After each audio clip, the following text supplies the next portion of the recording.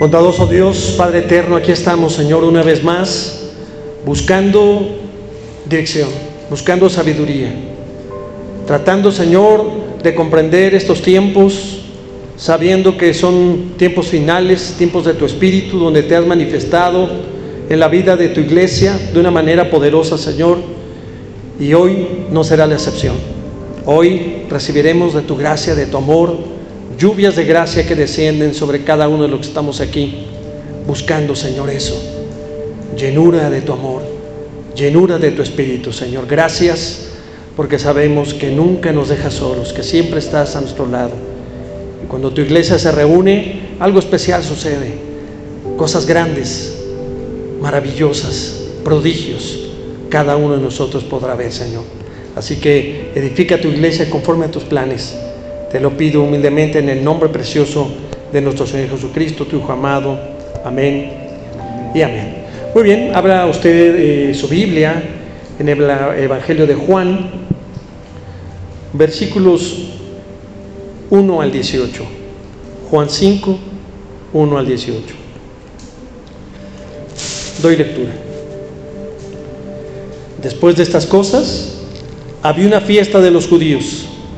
Y subió Jesús a Jerusalén. Y hay en Jerusalén, cerca de la puerta de las ovejas, un estanque llamado en hebreo Betesda, el cual tiene 5 pórticos. En estos yacía una multitud de enfermos, ciegos, cojos y paralíticos, que esperaban el movimiento del agua. Porque un ángel descendía de tiempo en tiempo al estanque y agitaba el agua. Y el que primero descendía al estanque después del movimiento del agua quedaba sano de cualquier enfermedad que tuviese. Y había allí un hombre que hacía 38 años que estaba enfermo. Cuando Jesús lo vio acostado y supo que llevaba ya mucho tiempo así, le dijo: ¿quieres ser sano? Señor, le respondió el enfermo, no tengo quien me meta en el estanque cuando se agita el agua, y entre tanto que yo voy, otro desciende antes que yo. Jesús le dijo: levántate, toma tu lecho y anda. Y al instante aquel hombre fue sanado y tomó su lecho y anduvo. Y era día de reposo aquel día. Entonces los judíos dijeron a aquel que había sido sanado: es día de reposo, no te es lícito llevar tu lecho.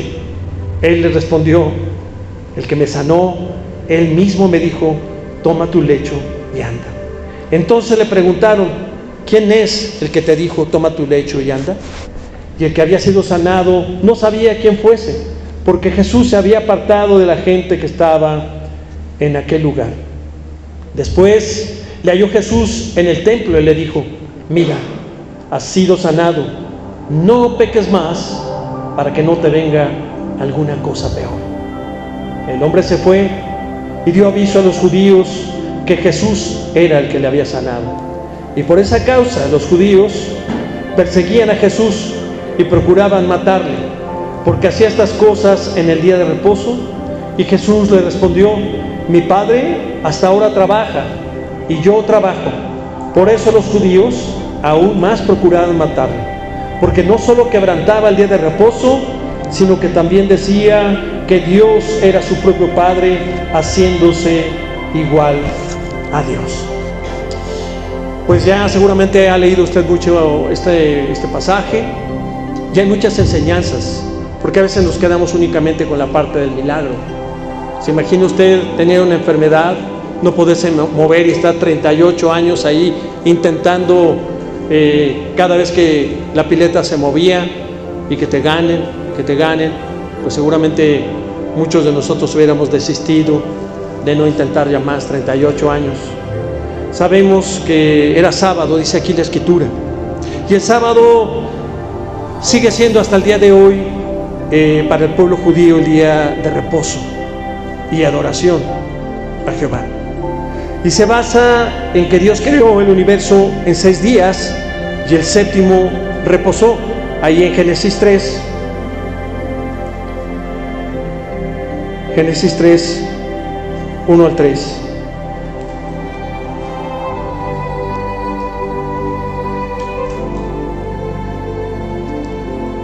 perdón, es Éxodo 16, no, disculpa, Éxodo 16, 23 y 30.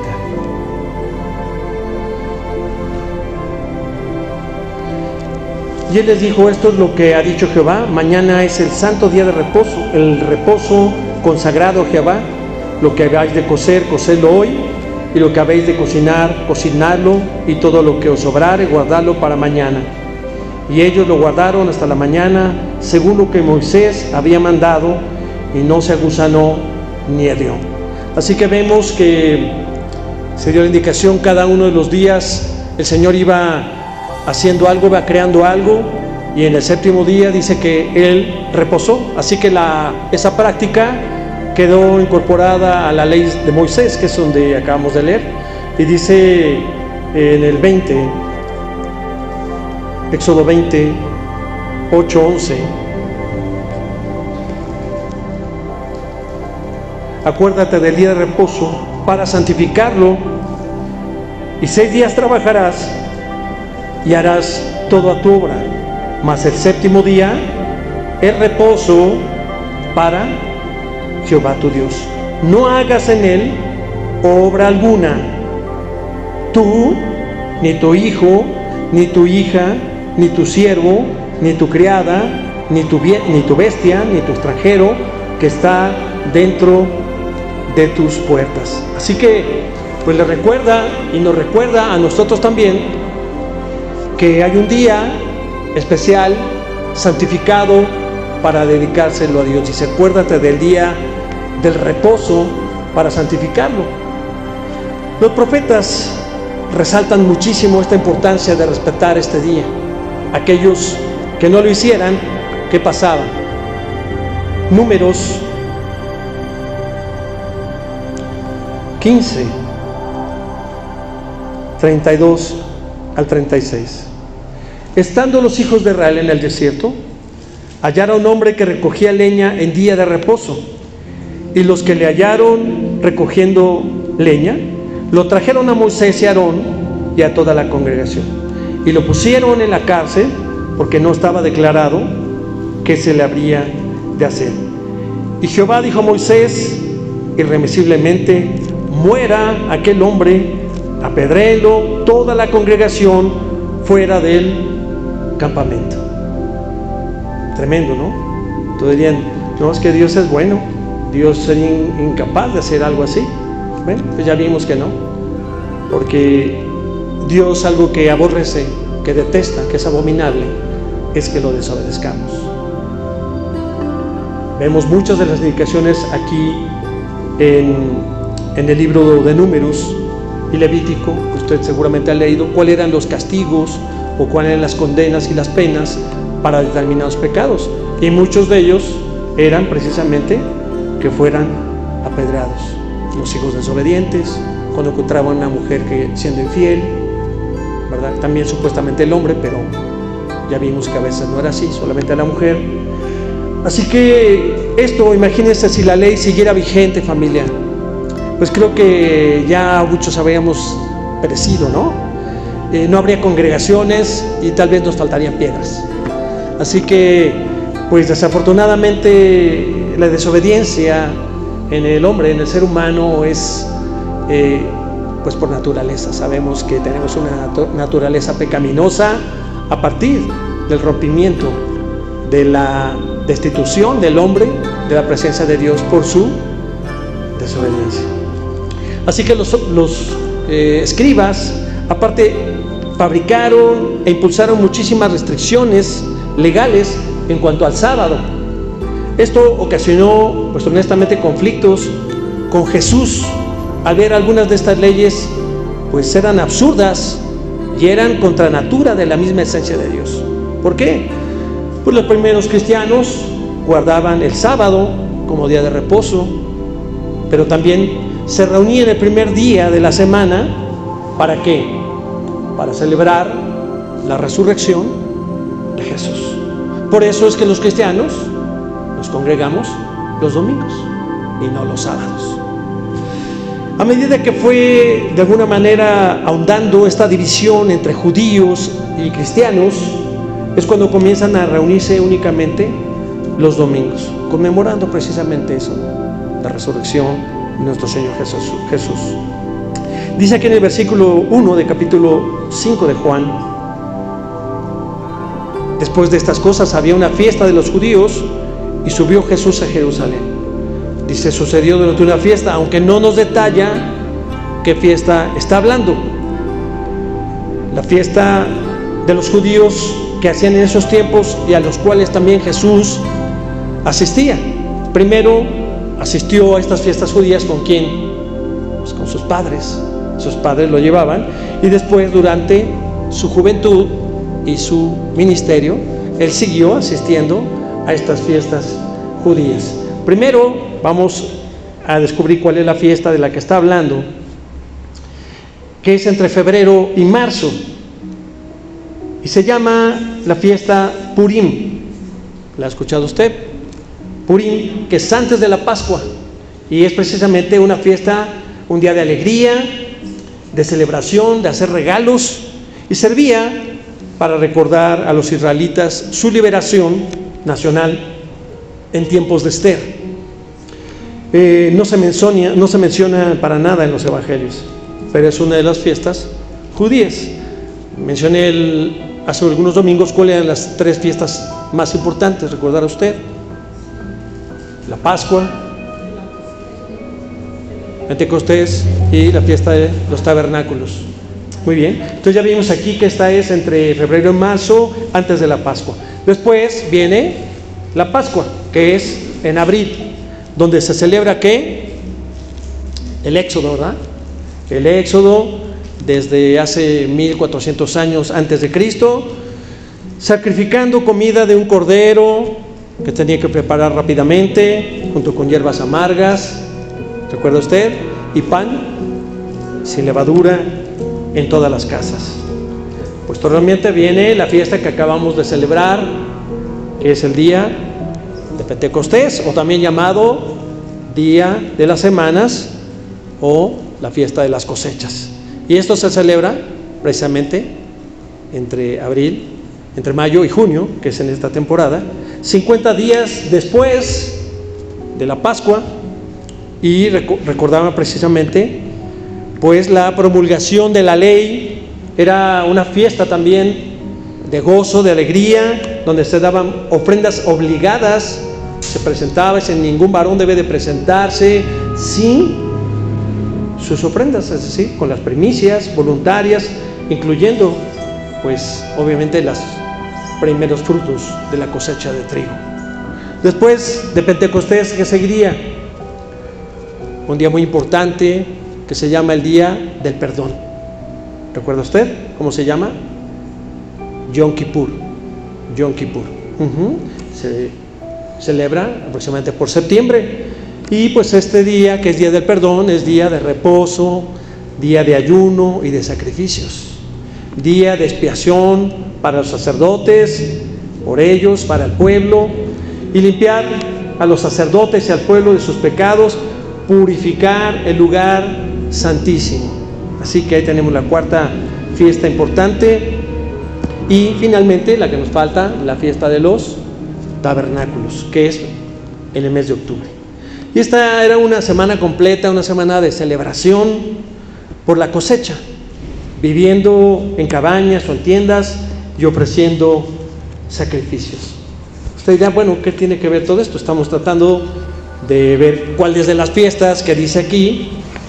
Cuando Jesús festejaba, dice, subió Jesús a Jerusalén, había una de estas fiestas. ¿Qué nos narra aquí? Que Jesús había regresado de Galilea en diciembre. Entonces es por la fiesta de la dedicación.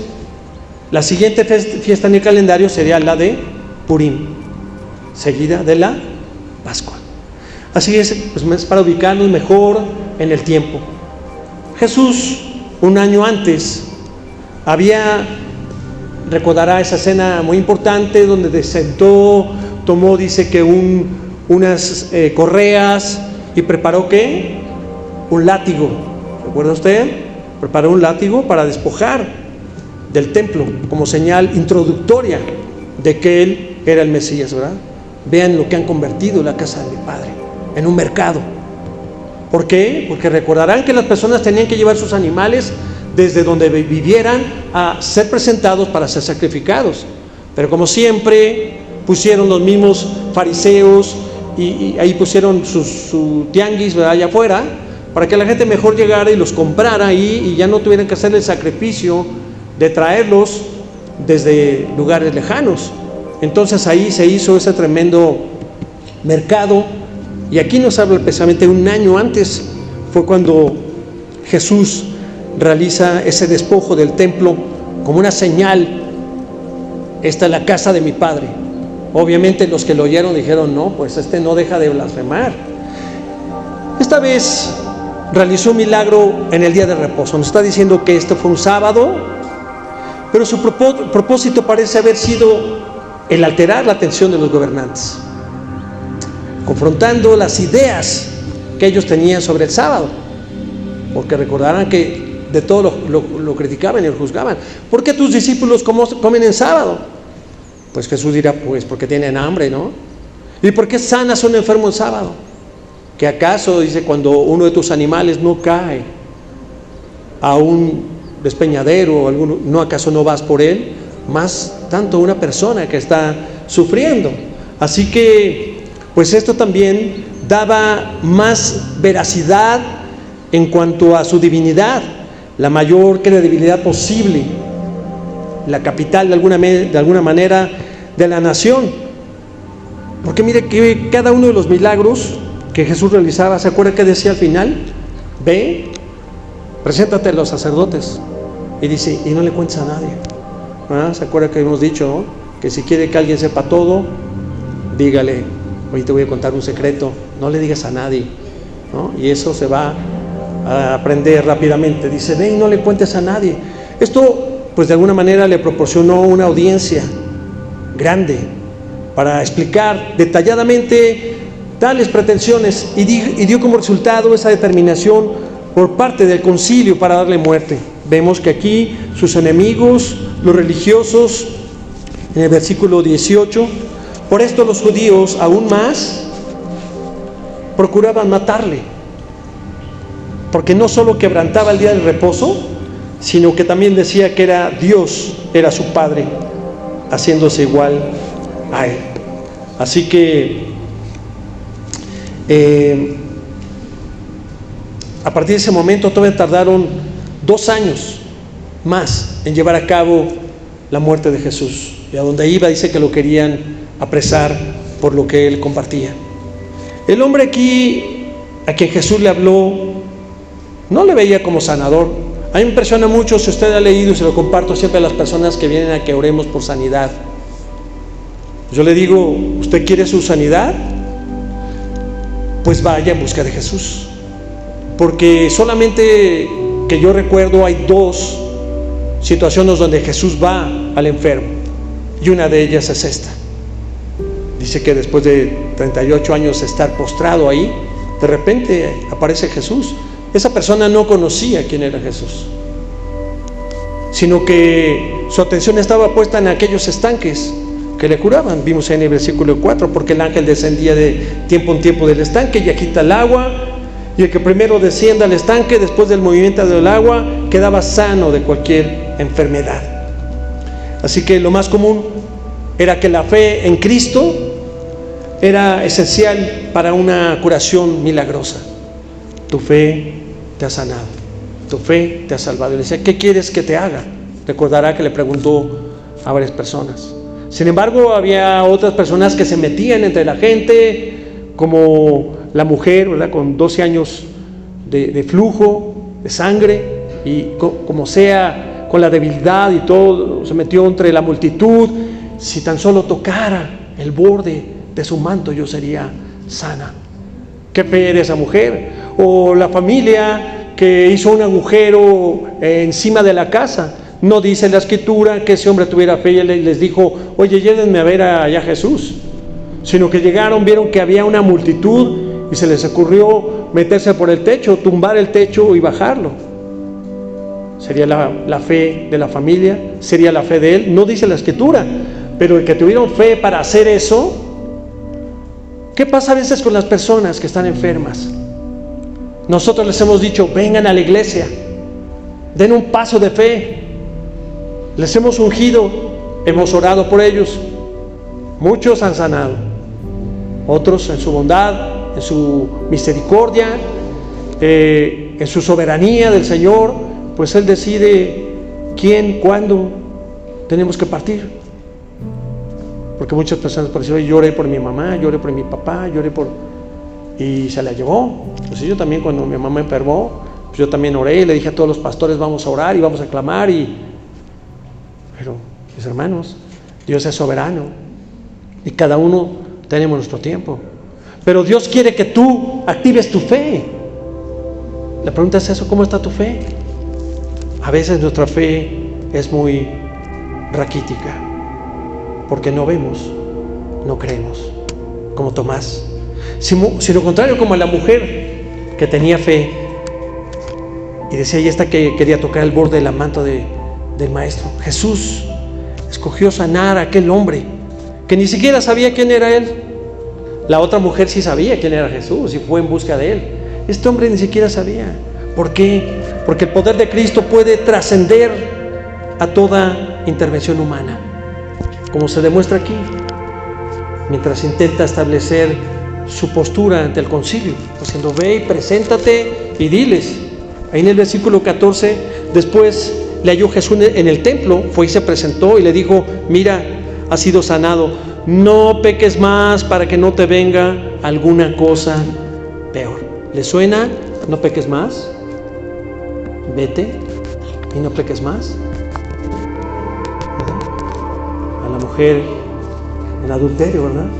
Y bueno, yo creo que lo que nos diría el Señor a cada uno de nosotros, has sido restaurado, el Señor te ha perdonado, el Señor te ha regenerado, estás en el camino, te dice, no peques más. Dice, para que no te sobrevengan otras cosas peores. Palabras dadas también ahí a María Magdalena. Las consecuencias eternas del pecado son peores, mis hermanos, que las enfermedades físicas temporales. Porque una persona que está enferma pues puede tomar algún medicamento, puede ir a algún tratamiento, pero una persona que está en pecado, ¿está en qué? Está en muerte. Está en muerte, porque dice que el pecado es muerte. Estás apartado de Dios. Y si estás apartado de Dios, pues imagínate cómo son a veces las consecuencias de vivir separado de Dios. 1 año y medio más tarde, Jesús se refirió a este milagro y a la determinación del concilio de matarle. Este era uno de los argumentos principales, sabe usted, de sus adversarios. Ahí acompáñeme al Evangelio de Lucas, Lucas 13, 14. Pero el principal de la sinagoga, enojado de que Jesús hubiese sanado en el día de reposo, dijo a la gente, 6 días hay en que se debe trabajar, en estos pues venid y sed sanados, y no en día de reposo. ¿Se acuerda? Enojado porque fueron a buscarlo. Venga otro día, hoy no puedo sanar, está cerrado, ¿no? Entonces, así que planeaban matarlo porque había curado a varias personas en el día de reposo. También recordará, se viene a la mente ahorita, el hombre que tenía la mano seca, ¿se acuerda? Marcos 3:6.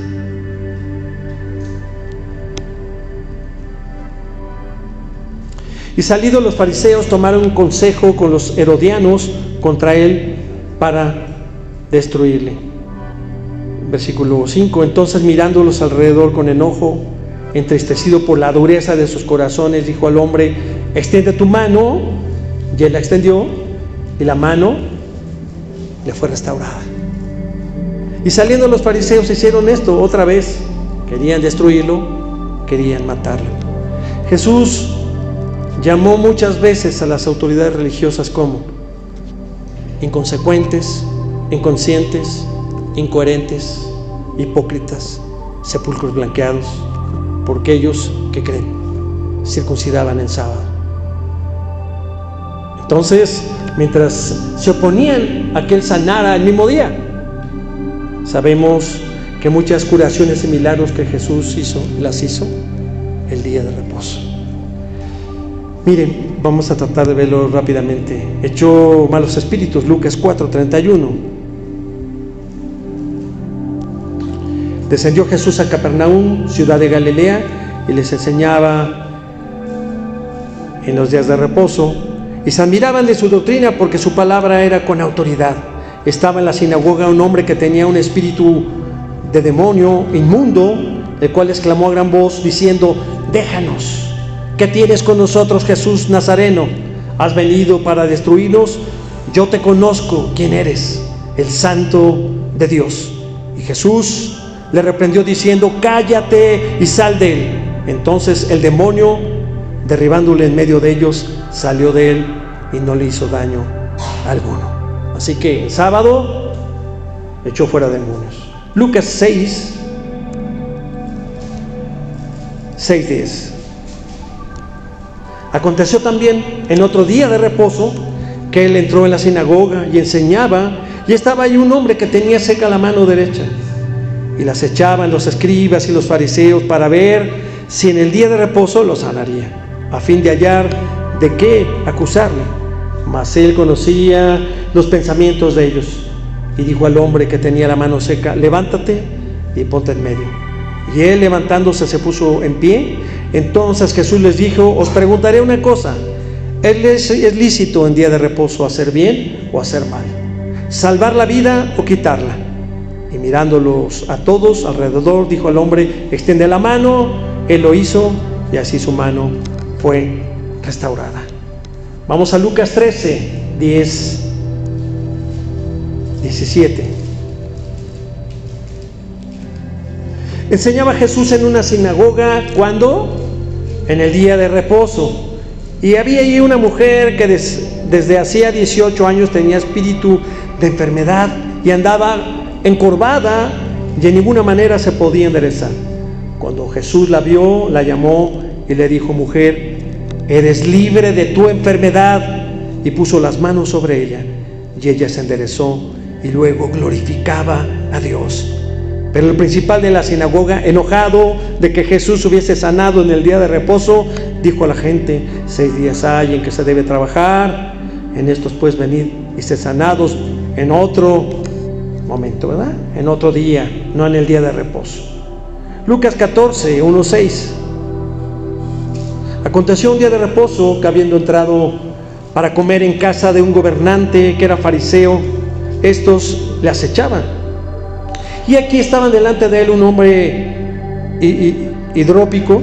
Entonces Jesús habló a los intérpretes de la ley y a los fariseos diciendo: ¿es lícito sanar en el día de reposo? Mas ellos callaron. Y él, tomándole, le sanó y le despidió. Y dirigiéndose a ellos dijo: ¿quién de vosotros, si su asno o su buey cae en algún pozo, no lo sacará inmediatamente, aunque sea en el día de reposo? Y no le podían replicar estas cosas. Así que pues podemos seguir escudriñando. Vamos a ver Juan 5:1-9. Después de estas cosas, había una fiesta de los judíos y subió Jesús a Jerusalén. Y ahí en Jerusalén, cerca de la puerta de las ovejas, un estanque llamado, bueno, es el que estamos analizando, donde había enfermos, ciegos y demás, y sanó a este hombre paralítico de 38 años ahí. Y finalmente vamos a ver ahí Juan 9:1 en adelante. Al pasar Jesús vio a un hombre ciego de nacimiento, y le preguntaron sus discípulos diciendo: Rabí, ¿quién pecó, este o sus padres, para que haya nacido ciego?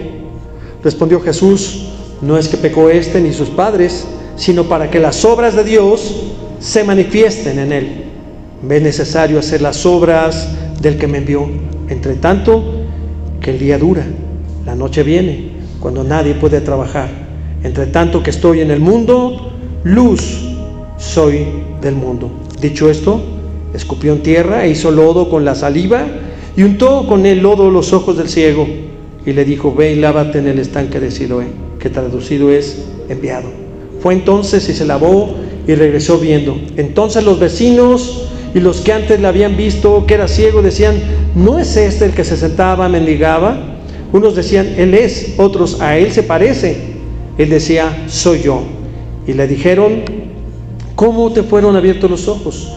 Respondió él y dijo: aquel hombre que se llama Jesús hizo lodo, me untó los ojos y me dijo: ve al Siloé y lávate. Y fui y me lavé y recibí la vista. Entonces le dijeron: ¿dónde está él?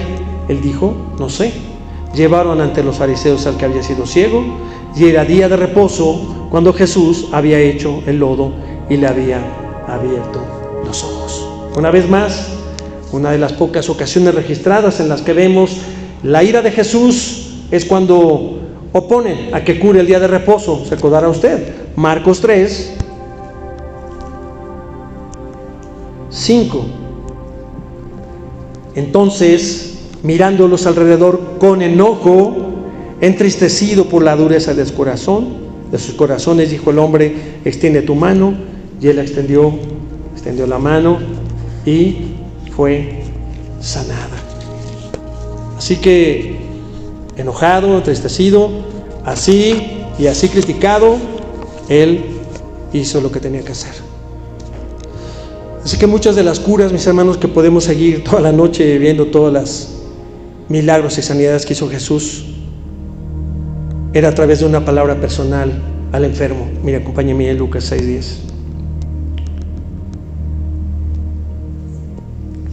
Y mirándole a todos alrededor, dijo el hombre: extiende tu mano. Y él lo hizo así, y su mano fue restaurada. Extiende tu mano, era incapaz de hacerlo. Sin embargo, ¿qué fue lo que hizo Jesús? Se lo ordenó. ¿Qué hizo el enfermo? Él obedeció. ¿Y qué pasó? Recibió su sanidad. Levántate, toma tu lecho y vete. No le dijo: oye, ¿y por qué? Tengo 38 años aquí, no creo que... O sea, él tuvo fe y actuó y obró. Y a veces, mis hermanos, a nosotros nos falta mucha fe. Cuando le dice: mujer, eres libre de tu enfermedad. Y se fue. Recientemente oré por 2 personas aquí. Y la pregunta que les hice fue esa: ¿tienes fe? Ellos dijeron que sí. Entonces yo les dije: hágase conforme a tu fe. Otras veces les dijo: tu fe te ha sanado, tu fe te ha salvado, hágase conforme a tu fe. Hermanos, ¿qué es lo que pasa? La fe convierte la promesa en hechos. La enseñanza del Evangelio es salvación, sanidad. ¿Qué es lo que significa? Sanidad, salvación actual. No es nada más lo que estamos viendo que Jesús hizo, sino dice que cosas mayores veríamos en estos tiempos. No con el poder del pastor, no con el poder de la hermana tal, sino con el poder del Espíritu Santo, con lo que Él está obrando en estos tiempos. El día de reposo, familia, para los judíos era no hacer nada, según ellos. ¿Conoce usted de algunas personas judías? Viernes en la tarde puede usted ir a Polanco, ver cómo están corriendo todas las señoras con sus servidumbres, ¿verdad?, para comprar todo, porque el sábado no van a hacer absolutamente nada. Pero sí circuncidaban. Jesús transformó esa mentalidad al suplir la ley por la gracia, poniendo el ejemplo en que en el día de reposo es para glorificar al Señor, para que Dios se glorifique en las circunstancias más adversas y difíciles. Por eso le decimos a las personas: oye, ven a la iglesia. ¿O quieres que yo vaya a llevarte el milagro a tu casa? ¿O que desde aquí ore y tú en tu trabajo o en tu casa, acostada viendo una película o dormidita, recibas el milagro? No hay que hacer ningún esfuerzo, no hay que hacer nada más que creer en el Señor Jesús y ser salvo y recibir la sanidad. ¿O tienes que buscar, tienes que llenarte, tienes que pelear la buena batalla? En el amor y en la gracia de Dios lo puede hacer. Hemos orado por personas que sabemos que están en un hospital, no les vamos a pedir que vengan aquí. El Señor conoce las circunstancias de cada una de las personas, y aún en las más adversas y en las más difíciles, el Señor ha obrado. Hemos visto, y ustedes seguramente a través de su caminar en Cristo, Hemos visto cosas prodigiosas, milagrosas, que las personas dicen, no creo. Oye, mira, es que quitan mis radiografías, yo tenía un tumor y no creo. Bueno, ¿está bien? Pues los incrédulos dicen que sin fe es imposible agradar a Dios. Y si tú desconoces a Dios, ¿cómo puede Él obrar en ti si tú no le permites? Así que el día del Señor es para qué, mis hermanos, para dedicárselo, es para adorarlo. Pero déjeme decirle una cosa, también es para trabajar en la extensión de su reino, porque hay que ir a sanar al enfermo. Hemos dicho, si la persona está en un hospital no va a poder venir, pero nosotros sí podemos ir a orar por esa persona. Podemos ir a visitar al que sufre, al que está llorando, al que está en la oscuridad. Así mostró a sus discípulos lo que tenía que continuar haciendo y cómo lo deberían de hacer. El Señor mismo los instruyó. ¿Qué nos deja este pasaje en estos días, en este tiempo, para nosotros como cristianos, como discípulos de Jesús? Pues tenemos la misma encomienda, no ha cambiado nada. Los discípulos de ayer y los discípulos de hoy somos los mismos. El Señor es el mismo, el mensaje es el mismo, el Espíritu es el mismo. Los discípulos somos, los cristianos son los mismos, ¿verdad? Pero en teoría pues recibimos ese llamado y ese compromiso. Así que el día del Señor, que para nosotros son los domingos, tenemos que darlo, mis hermanos, como prioridad a Dios, prioridad a los asuntos de Dios. Ojalá nuestro corazón dijera, me es necesario estar en las cosas de mi Padre. Necesito, así como necesitas el aire, como necesitas comer, como necesitas tomar agua. Necesito ver a mis hijos. Hay muchas cosas que necesitas. Pues esto es vital. Y que en nuestro corazón haya eso, de decir, quiero estar en los asuntos de mi Padre. No es suficiente solo con escuchar las predicaciones o que descargues una prédica de X pastor. No es suficiente. Aún te voy a decir, no es suficiente aún venir al templo. Es muy importante, pero bueno, para algunos ni siquiera es prioridad. Tenemos que buscar, hermanos, la manera de poner en acción el Evangelio. En domingo, ir a visitar a algún enfermo, llevar alimento a quien no lo tiene, consolar al que sufre, ir con la viuda, con el huérfano. Sería un buen ejercicio, ¿verdad?, que después de comer pudiéramos ir a visitar a alguien. Finalmente, acompáñenme a Marcos 2, 27, 28.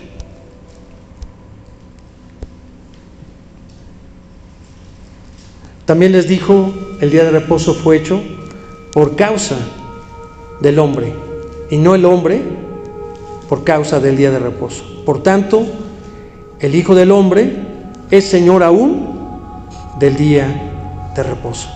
Amados hermanos, hermanas, si decimos que Jesús es nuestro Señor, pues sigamos siendo discípulos entregados a su obra, comprometidos con su iglesia y trabajando con gozo para la extensión de su reino. Y que en el día de reposo, usted y yo seamos el instrumento que Dios utilice para llevar paz, sanidad, amor y esperanza a los que no la tienen. Nosotros nos toca ahora ir y compartir este mensaje. Espero que cada uno de nosotros se lleve en su corazón lo que el Espíritu ha dado. Oremos. Padre, Señor, te pedimos perdón porque tal vez no hemos hecho bien las cosas. Queremos hacer lo bueno, terminamos haciendo lo malo. Lo que sí te pedimos, Señor, es que nos perdones y que nos restaures y que nos animes, que tu Espíritu Santo que mora en nosotros, por nosotros y con nosotros, nos permita seguir siendo ese instrumento poderoso en tus manos, Señor, para poder llevar a este mundo tan corrupto, este mundo tan perverso, tan depravado, tu mensaje de amor, de paz, de sanidad, de esperanza.